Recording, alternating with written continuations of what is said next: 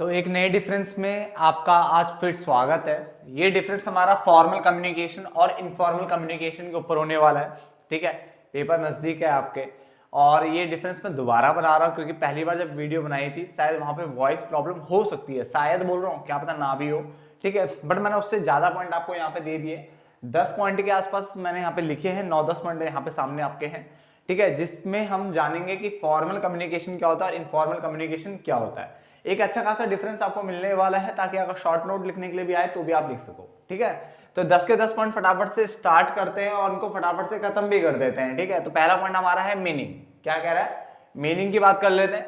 तो उसने बोला a type of verbal communication, यानी एक तरह का वर्बल कम्युनिकेशन है in which the interchange of information, यानी जहां पे इंफॉर्मेशन का जो इंटरचेंज होगा वो done through the predefined channel, यानी यहाँ पे पहले से चैनल डिफाइंड है, एक प्रिस्क्राइब्ड पाथ होगा, एक रास्ता होगा, एक वे होगा, उसके थ्रू कम्युनिकेशन की जाती है, तो उसको बोलते हैं फॉर्मल कम्युनिकेशन, यानी प्रॉपर रूल्स एंड ऑल के थ्रू यहाँ पे कम्युनिकेशन होगा। तो a type of verbal communication, verbal communication मतलब ऐसा कम्युनिकेशन जो कि ओरल या रिटन कुछ भी हो सकता है। ठीक है ना, तो a type of verbal communication, ठीक है, in which interchange of information, information interchange हो रही है, is done through the predefined मतलब पहले से डिफाइंड चैनल्स है, is known as formal communication. जबकि इनफॉर्मल में लिखा है a type of verbal communication, ये भी ओरल या रिटन हो सकता है, नॉर्मली ओरल ही होता है ये वाला, in which the interchange of information does not follow any channel, यानी यहाँ पे कोई चैनल नहीं है, कोई वे नहीं है कि इस तरह से कम्युनिकेशन होगा यहाँ पे। ठीक है, उसको कहते हैं इनफॉर्मल कम्युनिकेशन, यानी जिसमें क्या है कहीं भी कोई भी किसी भी तरह से बात कर सकता है, वो इनफॉर्मल के अंदर आ जाएगा। और अगर प्रॉपर तरीके से अगर चैनल है, प्रॉपर रूल्स रेगुलेशन है, तो वो फॉर्मल हो जाएगा। तो प्रॉपर रूल्स रेगुलेशन है तो फॉर्मल, कोई रूल रेगुलेशन नहीं है, कोई चैनल नहीं है, कोई प्री डिफाइंड चैनल नहीं है, तो इनफॉर्मल कम्युनिकेशन। क्लियर हो गया। उसके बाद also known as official communication, इसको ऑफिशियल कम्युनिकेशन भी कहते हैं, जबकि इसको हम बोलते हैं it is also known as grape vine communication. Grape vine communication मतलब अंगूरी लता, हिंदी में कहते हैं इसको अंगूरी लता संदेशवाहन, आई थिंक संदेशवाहन है ना, तो अंगूरी लता संदेशवाहन इसको बोलते हैं। पॉइंट नंबर थर्ड, प्रोसेस की बात करें तो process of formal communication is slow, यानी जो प्रोसेस है ना इसकी वो क्या है, स्लो है, क्योंकि प्रॉपर डिफाइंड चैनल होता है तो चैनल के थ्रू जाता है, तो ये थोड़ा स्लो होता है। जबकि जो इसकी प्रोसेस है इनफॉर्मल वाले की वो फास्ट यानी रैपिड है, बहुत तेजी से जाता है, बहुत जल्दी से। ठीक है, इसमें कम्युनिकेशन बहुत तेजी से जाता है। तो 3 पॉइंट मैं दोबारा रिपीट कर रहा हूं, क्यों रिपीट कर रहा हूं, ताकि आपको इसी वीडियो में यहीं पे याद हो जाए। मैंने क्या बोला, पहला पॉइंट, फॉर्मल कम्युनिकेशन एक तरह का वर्बल कम्युनिकेशन होता है in which the interchange of information, जहां पे इंफॉर्मेशन इंटरचेंज होगा, बट किसके थ्रू होगा, प्री डिफाइंड चैनल्स के थ्रू। बट इनफॉर्मल कम्युनिकेशन वो कम्युनिकेशन होता है जहां पे इंटरचेंज होता है इंफॉर्मेशन का, मगर इसका कोई अपना डज नॉट फॉलो, यानी चैनल, ये किसी भी चैनल को फॉलो नहीं करता, यानी कोई प्री डिफाइंड चैनल यहाँ पे नहीं है, उसको इनफॉर्मल कम्युनिकेशन बोला है मैंने। इसको बोला also known as official communication, also known as grapevine communication. Then उसके बाद प्रोसेस की बात करें तो यहाँ पे जो प्रोसेस है कम्युनिकेशन की वो स्लो होती है, जबकि यहाँ पे जो प्रोसेस है कम्युनिकेशन की वो फास्ट होती है, यानी रैपिड है। क्लियर हो गया, 3 point clear. Point number 4, secrecy की अगर हम बात करें तो high level of secrecy is maintain, यानी हाई लेवल ऑफ सीक्रेसी यहाँ पे मेंटेन होती है in case of formal communication. In case of formal communication high level of secrecy यहाँ पे मेंटेन होती है, जबकि in case of informal communication high level of secrecy बोलो या फिर सीक्रेसी बोल दो, सीक्रेसी इज नॉट गारंटीड, यानी इसकी कोई गारंटी नहीं है कि वो जो बात है वो सीक्रेट रहेगी। ठीक है, जो कम्युनिकेशन है, जो बात है ना, जो इंफॉर्मेशन है वो सीक्रेट रहेगी, यहाँ पे कोई गारंटी नहीं है उसकी। 4 पॉइंट क्लियर हो गए। Point number 5, nature it is deliberately, यानी डेलिबरेटली मतलब जानबूझ के किया गया, यानी जो तरीका बनाया है, जो वे बनाया, प्रिस्क्राइब्ड पाथ बनाया हुआ है, ये सोच समझ के जानबूझ के बनाया जाता है, तो डेलिबरेटली प्लान्ड होता है और सिस्टमैटिक होता है, तरीके से होता है इन नेचर। जबकि ये अनप्लान्ड होता है बेटा, ये कोई प्लान नहीं है, ऐवी चल रहा है इन्फॉर्मेशन यहाँ पे, या स्पॉन्टेनियस, यानी अचानक से कहीं किसी भी जगह पे कहीं भी ये शुरू हो सकता है और खत्म हो सकता है। ठीक है, इसका ऐसा कुछ अपना कोई प्लान्ड नहीं होता है, ये अनप्लान्ड रहता है। क्लियर हो गया, बहुत छोटे छोटे पॉइंट्स सर, आसानी से समझ में आने लायक पॉइंट्स होते हैं। ठीक है ना, उसके बाद रूल्स रेगुलेशंस की बात कर लेते हैं। रूल्स रेगुलेशन की अगर हम बात करें तो देयर आर रिजिड रूल्स, यहाँ पे आपको रूल्स देखने को मिलेंगे, रेगुलेशन देखने को मिलेंगे इन फॉर्मल कम्युनिकेशन, बिल्कुल तरीके से, बिल्कुल स्ट्रिक्ट टाइप के आपको यहाँ पे रूल्स रेगुलेशन देखने को मिलते हैं, बट यहाँ पे ऐसा कोई रिजिड रूल्स रेगुलेशन देखने को नहीं मिलेगा आपको कहाँ पे, इनफॉर्मल कम्युनिकेशन में। क्लियर हो गया? तो 3 पॉइंट मैं ऑलरेडी रिपीट कर चुका था, नीचे के अगले 3 पॉइंट मैं रिपीट करने जा रहा हूं, ध्यान से सुनिए।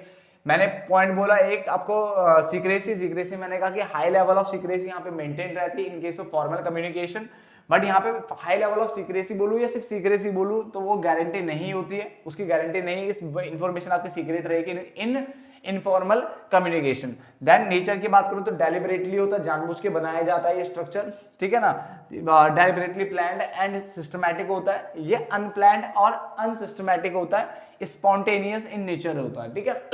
देन उसके बाद आगे बढ़े रूल्स रेगुलेशन, तो यहाँ पे आपको रिजिड रूल्स एंड रेगुलेशन आपको थोड़ा कॉम्प्लेक्स टाइप के इस टाइप के स्ट्रक्चर्ड फॉर्म में रूल्स रेगुलेशन आपको देखने को मिलेंगे, बट यहाँ पे ऐसा कोई रूल्स रेगुलेशन नहीं देखने को मिलेगा, ठीक है ना। चलो कितने पॉइंट हो गए हमारे, 3 और 3 6 पॉइंट हो गए, जहां तक यहाँ 6 पॉइंट तक आपको समझ में आ गया होगा।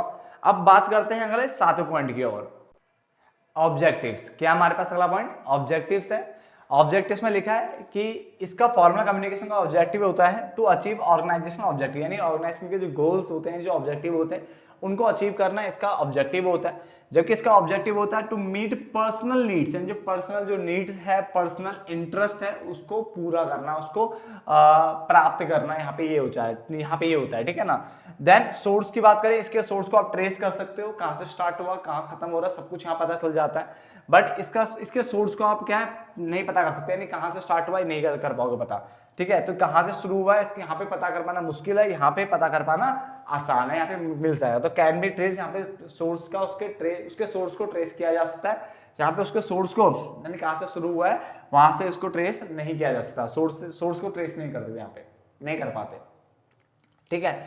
इसके अलावा रिलायबिलिटी की बात करूं, रिलायबिलिटी मतलब भरोसेमंद, तो अगर हम बात करें तो मोर रिलायबल ये होगा, तो उसने बोला there is more reliability of the information in formal communication. Formal communication के अंदर जो रिलायबिलिटी होती है, जो भरोसेमंद होता है, भरोसा जो होता है वो ज्यादा होता है, तो मोर रिलायबिलिटी ऑफ द इंफॉर्मेशन, यानी इंफॉर्मेशन पे ज्यादा भरोसा होता है इस वाले में। जबकि अगर हम यहाँ पे बात करें तो लेस रिलायबिलिटी, यानी रिलायबिलिटी यानी भरोसा जो होता है वो क्या होता है, कम होता है, क्लियर। तो रिलायबिलिटी मतलब भरोसा बोल सकते हो, ठीक है ना। देन उसके बाद टाइम कंज्यूमिंग की बात करें तो ये टाइम कंज्यूमिंग प्रोसेस बताई दिया था पहले मैंने, तो उसके जैसा मिलता जुलता, यहाँ पे प्रोसेस से रिलेटेड बात हुई थी कि इसकी प्रोसेस स्लो है, इसकी प्रोसेस फास्ट है। तो अगर ये फास्ट है तो इसका मतलब टाइम कंज्यूमिंग नहीं होगा, इसकी प्रोसेस स्लो है तो इसका मतलब ये टाइम कंज्यूमिंग होगा। तो ये लिखा है इट इज टाइम कंज्यूमिंग, ये टाइम कंज्यूमिंग है, और इट इज वेरी फास्ट, ये फास्ट है। That is I dot E dot का मतलब क्या होता है, आई डॉट ई डॉट का मतलब होता है that is not time consuming, ये टाइम कंज्यूमिंग नहीं है, ये टाइम कंज्यूमिंग है, ठीक है। 10 पॉइंट हो गए। इसके अलावा आप और पॉइंट लिखना चाहो तो ऐसे लिख सकते हो, देखो इसको बोल सकते हो ये आपका स्ट्रक्चर्ड होता है बेटा, it is structured in nature, जबकि ये अनस्ट्रक्चर्ड होता है, ये स्ट्रक्चर्ड नहीं होता। 1.11 पॉइंट मैंने आपको बता दिया, ठीक है। ऐसे आप इम्पर्सनल पर्सनल के ऊपर लिख सकते हो कि पहला वाला इम्पर्सनल है, दूसरा पर्सनल है, ऐसा आप लिख सकते हो, ठीक है ना। तो कितने पॉइंट बता दिए मैंने आपको, 10 पॉइंट तो मैंने आपको जो लिखे हुए हैं 10 पॉइंट तो मैंने लिखे हुए बता दिया आपको। और उसके अलावा जो 10 पॉइंट मैंने लिखे, उसके अलावा आपको मैंने कितने पॉइंट और दे दिए, 2 पॉइंट मैंने और दे दिए आपको बेटा। कितने पॉइंट दे दिए, 2 पॉइंट दे दिए कि पहले वाला जो होता है बेटा वो इम्पर्सनल होता है, दूसरा वाला पर्सनल होता है, ठीक है ना। ये लिख लो, आप चाहे तो लिख लो, मैं बता रहा हूं लिख लो, ये इम्पर्सनल है, ये पर्सनल है, ये स्ट्रक्चर्ड होता है, ये अनस्ट्रक्चर्ड होता है, ठीक है। ये स्टेबल होता है, ये फ्लेक्सिबल होता है, ठीक है। ये पॉइंट पे आप लिख सकते हो, मैं आपको बता रहा हूँ, ठीक है। मेरे पास लिखे हुए नोट्स, उसमें भी लिखा हुआ है कि ये स्टेबल है, ये फ्लेक्सिबल है, ये स्टेबल है, ये फ्लेक्सिबल है, नंबर 1। नंबर 2 ये स्ट्रक्चर्ड है, ये अनस्ट्रक्चर्ड है, ठीक है। और नंबर 3 मैंने आपको बताया ये इम्पर्सनल है, ये पर्सनल है। तो मैं हल्का हल्का लिख देता हूँ, आपको ध्यान रहेगा, ताकि ये मिटा दूं ना हल्का सा, ठीक है ना। यहीं पे लिख देता हूँ, जरा सी बात है, 3 पॉइंट और लिख देता हूँ ताकि अच्छा खासा कंटेंट आपको मिल जाए वहां पे।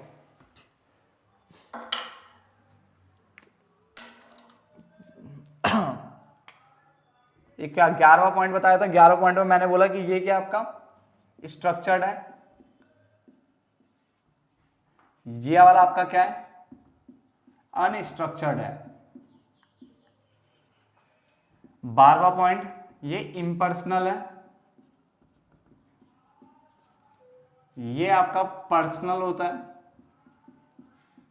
एंड सोशल होता है, पर्सनल एंड सोशल, ठीक है। मैं हट रहा हूं सामने से ताकि आप लिख सको, ठीक है। पहला वाला मैंने क्या बोला स्ट्रक्चर्ड, दूसरा अनस्ट्रक्चर्ड, फिर मैंने बोला इम्पर्सनल, दूसरा होता है पर्सनल और सोशल हो सकता है, ठीक है। ये आपका स्टेबल होता है, ये मैंने बताया स्टेबल मतलब एक जगह रुका हुआ, स्टेबल होता है।